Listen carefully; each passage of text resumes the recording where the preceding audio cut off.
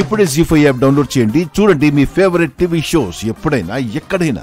నువ్విప్పుడు చెయ్యాల్సింది బాధపడ్డమో తన మీద సానుభూతి చూపించడమో కాదు. భయంలో ఉన్న మైథిలికి ధైర్యం చెప్పాలి. బాధలో ఉన్న మైథిలికి ఓదార్పివ్వాలి. ఈ సమస్య నుంచి బయటపడతావు అన్న నమ్మకాన్ని నువ్వే కలిగించాలి. కరెక్ట్ అమ్మా. పాప మైథిలి ఎంత ఫీల్ అవుతుందో. ఇప్పుడే కాల్ చేసి మాట్లాడతాను. నీ మాటల వల్ల ఈరోజు మైథిలి గుండెల మీద చేయి వేసుకొని హాయిగా పడుకోవాలి. షూర్ అమ్మా.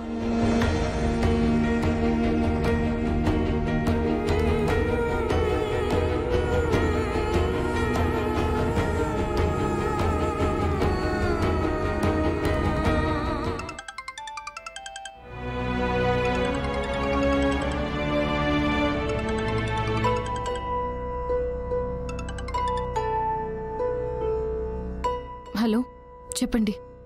భోంచేసావా మైథిలి? లేదండి. అర్థమైంది. మా వాళ్ళు తిట్టిన తిట్లతో, చేసిన అవమానాలతో నీ కడుపు నిండిపోయింది కదా? అదేం లేదండి. జరిగిన దాంట్లో నా తప్పు కూడా ఉంది. లేదంటే ఆ 50 లక్షల రూపాయలు పోయిండేవి కాదు కదా. అయినా నేను పోగొట్టుకున్నది డబ్బు మాత్రమే కాదండి, నా మీద మీకున్న నమ్మకాన్ని కూడా. నా నీడనైనా నేను అనుమానిస్తానేమో గాని నిన్ను నా ప్రాణం పోయినా కూడా అనుమానించను. ఎందుకంటే నీదెంత స్ట్రాంగ్ క్యారెక్టరో నేను దగ్గరుండి చూశాను కాబట్టి. ఎనీవే, ఆ దొంగతనం ఏ ఏరియాలో జరిగిందో ఆ ఏరియాలో పోలీస్ స్టేషన్కి కంప్లైంట్ ఇచ్చాను. ఆ చుట్టుపక్కల ఉన్న సీసీ కెమెరాలన్నీ మనం చెక్ చేయడానికి పర్మిషన్ ఇచ్చారు. రేపే మనం వెళ్తున్నాం. ఆ ఏరియాలో ఉన్న సీసీ ఫుటేజ్ మొత్తం చెక్ చేస్తున్నాం. అసలు దొంగ ఎవరో కనిపెడుతున్నాం. థ్యాంక్ యూ అండి.